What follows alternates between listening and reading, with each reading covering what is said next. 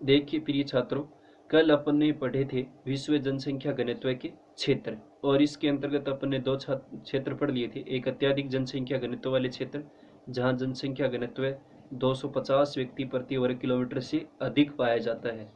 पूर्वी एशिया के क्षेत्र थे, दक्षिणी एशिया के क्षेत्र थे, पश्चिमी मध्यवर्ती यूरोप है, उत्तरी अमेरिका है।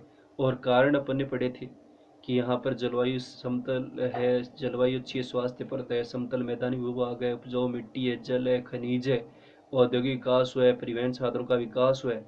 तो इसके कारण जनसंख्या घनत्व अत्यधिक पाया जाता है। दूसरा अपन ने अधिक जनसंख्या घनत्व वाले क्षेत्र पढ़े, जहाँ 100 से 200 व्यक्ति प्रति वर्ग किलोमीटर पाया जाता है जनसंख्या घनत्व। जैसे दक्षिणी पूर्वी मध्य यूरोप है, उत्तरी अमेरिका है, अफ्रीका है, जैसे दक्षिणी अमेरिका के क्षेत्र हैं, तटवर्ती भाग, इन क्षेत्रों में पाया जाता है। आज देखिए सामान्य जनसंख्या घनत्व वाले क्षेत्र, यानी विश्व के वे क्षेत्र हैं जहां जनसंख्या घनत्व 10 से 100 व्यक्ति प्रति वर्ग किलोमीटर पाया जाता है। यानी विश्व के उन क्षेत्रों को इसमें शामिल किया गया है जहां जनसंख्या घनत्व कितना है, 10 से 100 व्यक्ति प्रति वर्ग किलोमीटर। और इसके अंतर्गत एशिया, अफ्रीका, उत्तरी दक्षिणी अमेरिका के विस्तृत घास के मैदान सम्मिलित किए जाते हैं। ये किस में आते हैं? सामान्य जनसंख्या घनत्व वाले क्षेत्रों में आते हैं। यानी विश्व के वे क्षेत्र हो गए जहां जनसंख्या घनत्व 10 से 100 व्यक्ति प्रति वर्ग किलोमीटर पाया जाता है।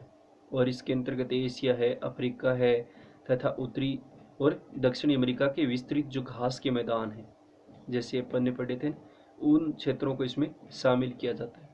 तो ये सामान्य जनसंख्या घनत्व वाले।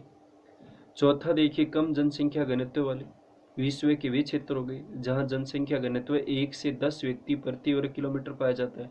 यानी विश्व के वे क्षेत्र देखिए जहां जनसंख्या घनत्व कितना, 1 से 10 व्यक्ति प्रति वर्ग किलोमीटर, यानी 1 से 10 व्यक्ति करीब रहते हैं प्रति वर्ग किलोमीटर।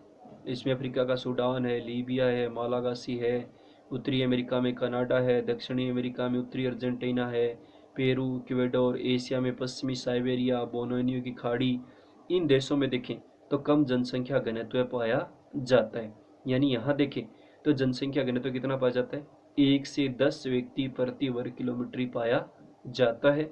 जिसमें अफ्रीका का जैसे सूडान का क्षेत्र है, मरुस्थली लीबिया का क्षेत्र है, मालागासी का क्षेत्र है, उत्तरी अमेरिका में देखें तो कनाडा है, दक्षिणी अमेरिका में देखें तो उत्तरी अर्जेंटीना का क्षेत्र है, पेरू है, इक्वाडोर है, ये दक्षिणी अमेरिका के देश हैं। एशिया में पश्चिमी साइबेरिया का जो ठंडा मरुस्थली प्रदेश है, बोर्नियो की खाड़ी है, आदि देशों में देखें तो जनसंख्या घनत्व कम पाया जाता है। यानी यहाँ जनसंख्या घनत्व देखें तो 1 से 10 व्यक्ति प्रति वर्ग किलोमीटर पाया जाता है। पांचवा देखिए परायजन विहीन क्षेत्र, यानी परायजन विहीन क्षेत्र वो है जहां जनसंख्या घनत्व 1 व्यक्ति प्रति वर्ग किलोमीटर से भी कम पाया जाता है। 1 व्यक्ति है, यानी 1 व्यक्ति प्रति वर्ग किलोमीटर से भी कम पाया जाता है। और इसके अंतर्गत देखें तो विश्व के अति शीतल प्रदेश, शीतल का मतलब काफी जबरदस्त सर्दी पड़ती है, ठंडे प्रदेश है, यानी तापमान माइनस में जैसे 20-30 डिग्री सेंटीग्रेड या सेल्सियस रहता है। अति उष्ण आर्द्र प्रदेश, यानी अति उष्ण का मतलब गर्म, आर्द्र अधिक वर्षा वाले क्षेत्र से। अति शुष्क प्रदेश या बिल्कुल सूखे प्रदेश है, मरुस्थलीय प्रदेश है, या फिर उच्च पर्वतीय प्रदेशों में देखें तो प्राय कैसे हैं, जन विहीन क्षेत्र है। जन विहीन समझ गए, वहां बिल्कुल ही कम लोग क्या करते हैं, निवास करते हैं। यानी नए के बराबर 1 व्यक्ति प्रति वर्ग किलोमीटर से भी देखें तो वहां जनसंख्या घनत्व क्या पाया जाता है, कम पाया जाता है। तो इसको किस में शामिल किया गया, परायजन विहीन क्षेत्रों में शामिल किया गया। यानी वे क्षेत्र हो गए जहां जनसंख्या घनत्व 1 व्यक्ति प्रति वर्ग किलोमीटर से भी कम पाया जाता है। जैसे विश्व के अति शीतल प्रदेश हैं, अत्यधिक सर्दी पड़ती है, ठंड जबरदस्त पड़ती है, तापमान माइनस में रहता है, 30-35 डिग्री 40 डिग्री करीब। अति उष्ण आर्द्र प्रदेश है, अत्यधिक गर्म, आर्द्र अधिक वर्षा वाले क्षेत्र हैं। अति शुष्क प्रदेश है, यह बहुत ज़्यादा सूखे प्रदेश है, बारिश बहुत कम होती है, ऐसे शुष्क क्षेत्र हो गए विश्व के। या फिर उच्च पर्वतीय प्रदेश हो गए, या फिर पर्वतीय प्रदेशों के उच्च पर्वतीय जो भाग है, जो पर्वतीय क्षेत्रों में आते हैं, वो प्राय किस में शामिल किए गए, जन विहीन क्षेत्रों में शामिल किए गए। यानी वहाँ जन विहीन बिना निवास मान सकते हम लोग, नए के बराबर क्या करते हैं, जनसंख्या वहाँ पर निवास करती है। तो ये थे विश्व जनसंख्या घनत्व के 5 क्षेत्र। अत्यधिक जनसंख्या घनत्व 250 व्यक्ति प्रति वर्ग किलोमीटर से अधिक है। अधिक जनसंख्या घनत्व में 100 से 200 व्यक्ति प्रति वर्ग किलोमीटर है। सामान्य जनसंख्या घनत्व में देखें तो 10 से 100 व्यक्ति प्रति वर्ग किलोमीटर है, और कम जनसंख्या घनत्व में 1 से 10 व्यक्ति प्रति वर्ग किलोमीटर पाया जाता है। और प्राय जनविहीन क्षेत्र वो आगे विश्व के ऐसे क्षेत्र जहाँ जनसंख्या घनत्व 1 व्यक्ति प्रति वर्ग किलोमीटर से भी कम पाया जाता है, यानी बहुत ठंडे प्रदेश है, अति उष्ण आर्द्र अधिक गर्म और अधिक वर्षा वाले क्षेत्र हैं, या शुष्क प्रदेश है, या फिर उच्च पर्वतीय प्रदेश यानी उच्च जो पर्वतीय क्षेत्र है जहाँ पर पहाड़ी क्षेत्र कह सकते हैं, पर्वतीय भाग कह सकते हैं, उनको किस में शामिल किया गया? जनविहीन क्षेत्र में शामिल किया गया। तो प्रश्न ऐसे तो नहीं आएगा कि विश्व जनसंख्या घनत्व की दृष्टि से विश्व को कितने भागों में बांटा गया वर्णन कीजिए, लेकिन अत्यधिक जनसंख्या घनत्व वाले क्षेत्र और यहाँ जनसंख्या घनत्व क्यों पाया जाता है इसके कारण याद करने, और एक ये प्राय जनविहीन क्षेत्र, नाम तो 500 के याद करने, अत्यधिक जनसंख्या घनत्व है, अधिक जनसंख्या घनत्व है, सामान्य जनसंख्या घनत्व है, कम जनसंख्या घनत्व और प्राय जनविहीन क्षेत्र। और अंतिम ये याद करना, कई बार 1 नंबर का प्रश्न आता है कि विश्व के प्राय जनविहीन क्षेत्र कौन कौन से, नाम लिखिए। तो ये 4 क्षेत्र है, अति शीतल प्रदेश, अति उष्ण आर्द्र प्रदेश, अति शुष्क प्रदेश तथा उच्च पर्वतीय प्रदेश। यानी अति शीतल में काफ़ी सर्दी पड़ती है, तापमान -50-60 डिग्री सेंटीग्रेड रहता है।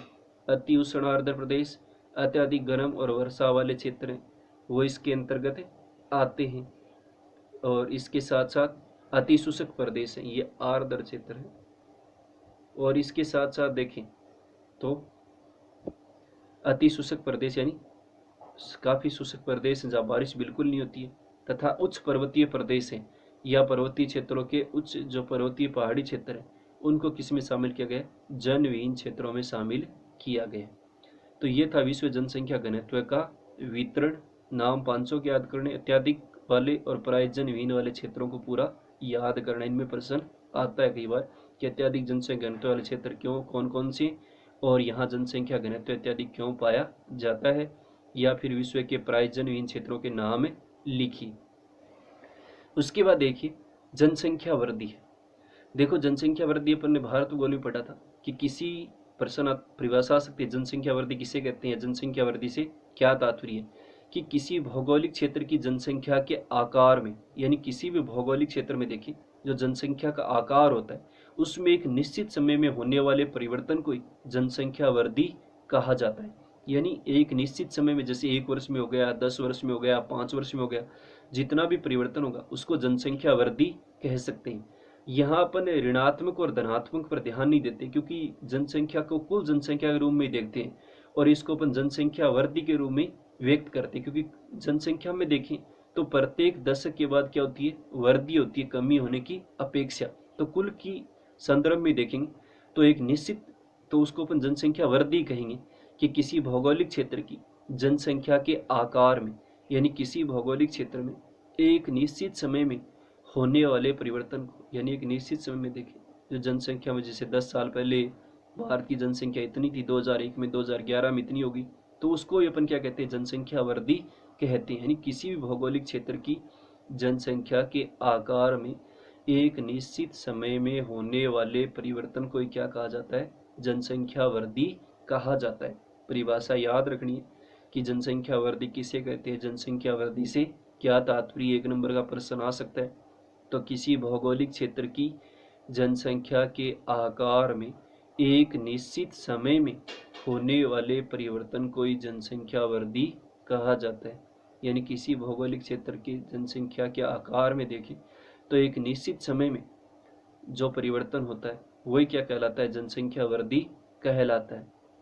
उसके बाद देखिए जनसंख्या वृद्धि के लिए उत्तरदायी कारक कौन कौन से हैं, या जनसंख्या वृद्धि के लिए उत्तरदायी कारक कौन कौन से, या जनसंख्या वृद्धि के कारणों को स्पष्ट कीजिए। ये पिछली बार 3 नंबर का पूछा गया प्रश्न कि पिछली शताब्दी में देखें तो जनसंख्या वृद्धि के कौन कौन से कारक उत्तरदायी रहे किन्हीं 3 कारकों का वर्णन कीजिए। तो अपन यहाँ 4 कारकों के बारे में पढ़ेंगे जो जनसंख्या वृद्धि के लिए उत्तरदायी 4 कारक या कारण है। पहला कारण देखिए मृत्यु दर में गिरावट। यानी विश्व में देखिए जनसंख्या वृद्धि का सर्वाधिक महत्वपूर्ण कारण मानते मृत्यु दर पर क्या कर लिया गया? नियंत्रण। मृत्यु दर किसे कहते हैं? अपन ने पढ़ाई है कि प्रति 1000 बच्चों पर जो एक औसत माह में, एक औसत वर्ष में जितनी मृत्यु हो जाती है वो क्या कहलाती है? मृत्यु दर कहलाती है। तो विश्व में सभी देशों ने देखी जनसंख्या वृद्धि का सर्वाधिक महत्वपूर्ण कारक क्या रहा है? मृत्यु दर पर नियंत्रण, यानी जन्म दर अधिक बनी हुई है, जबकि मृत्यु दर पर क्या कर लिया गया? नियंत्रण कर लिया गया।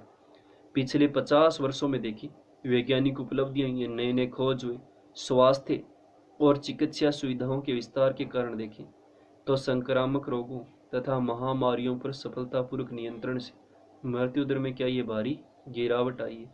यानी स्वास्थ्य सेवाओं में देखें, चिकित्सा सुविधाओं में भी देखें विस्तार हुआ है। तो संक्रामक रोग यानी संक्रमण के द्वारा जो रोग फैल रहे हैं, या जो महामारी आ जाती थी पहले 100 साल पहले, 200 साल पहले, उस पर बहुत हद तक देखें तो वैज्ञानिकों ने खोज और उपलब्धियों के बाद और स्वास्थ्य और चिकित्सा क्षेत्र में देखें जो नए शोध और किए गए, तो उससे लगातार मृत्यु दर में क्या आई है? बहुत ज़्यादा गिरावट या कमी आई है। तो इसके कारण जन्म दर तो अधिक बनी हुई है और मृत्यु दर पर क्या कर लिया गया? नियंत्रण कर लिया गया। तो इसके कारण जनसंख्या में लगातार क्या देखने को मिल रही है? वृद्धि देखने को मिल रही है। तो ये पहला कारण है। 3 कारण पूछे गए कि जनसंख्या वृद्धि के कौन कौन से कारक उत्तरदायी हैं, या जनसंख्या वृद्धि के 3 कारणों को स्पष्ट कीजिए। तो पहला है मृत्यु दर में गिरावट, यानी विश्व में जनसंख्या वृद्धि का सर्वाधिक महत्वपूर्ण कारण देखें तो मृत्यु दर पर नियंत्रण है। और पिछले 50 वर्षों में देखें तो वैज्ञानिक उपलब्धियां हुई, स्वास्थ्य और चिकित्सा सुविधाओं में विस्तार हुआ, संक्रामक जो रोग थे संक्रमण के द्वारा फैलने वाले, और जो महामारियां आ जाती थी, बहुत सारे लोग एक साथ मारे जाते थे, तो उस पर भी वैज्ञानिकों ने नई खोज और अनुसंधान के द्वारा लगभग नियंत्रण कर लिया है। तो मृत्यु दर में भारी गिरावट यानी बहुत ज़्यादा कमी आ गई, और जन्म दर ज्यों की त्यों बनी हुई है। तो इसके कारण देखें जनसंख्या में पिछले 50 वर्षों में लगातार क्या दिखाई दे रही है? वृद्धि दिखाई दे रही है। तो यह है जनसंख्या वृद्धि का पहला कारण।